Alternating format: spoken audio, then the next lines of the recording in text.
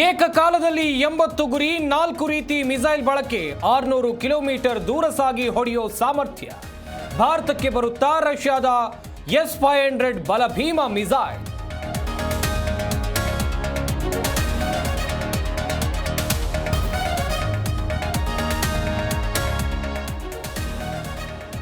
ಅರುಣಾಚಲ್ ಪ್ರದೇಶದ ಸ್ಥಳಗಳ ಮರುನಾಮಕರಣಕ್ಕೆ ಚೀನಾ ಯತ್ನ, ಡ್ರ್ಯಾಗನ್ ರಾಷ್ಟ್ರಕ್ಕೆ ಭಾರತ ತಿರುಗೇಟು.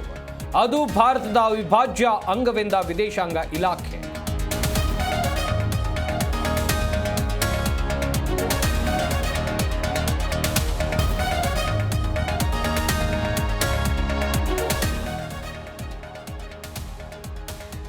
ಅಜರ್ಬೈಜಾನ್ ಟರ್ಕಿ ಟೂರ್ ಬುಕಿಂಗ್ ರದ್ದು.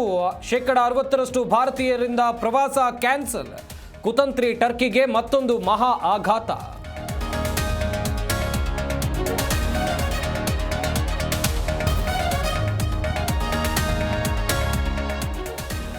ಭಾರತ ಪಾಕಿಸ್ತಾನದ ನಡುವೆ ಉದ್ವಿಗ್ನತೆ. ಜೈಶಂಕರ್, ಜೆಪಿ ನಡ್ಡಾ ಸೇರಿ 25 ಪ್ರಮುಖರಿಗೆ ಭದ್ರತೆ ಹೆಚ್ಚಳ.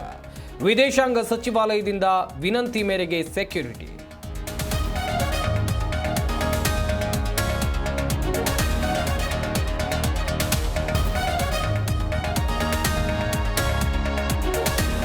ರಾಕೇಶ್ ಪೂಜಾರಿ ಅಂತಿಮ ದರ್ಶನಕ್ಕೆ ಗೈರು. ನಟ ರಿಷಬ್ ಶೆಟ್ಟಿ ನಡೆಗೆ ಜಾಲತಾಣದಲ್ಲಿ ಟೀಕೆ.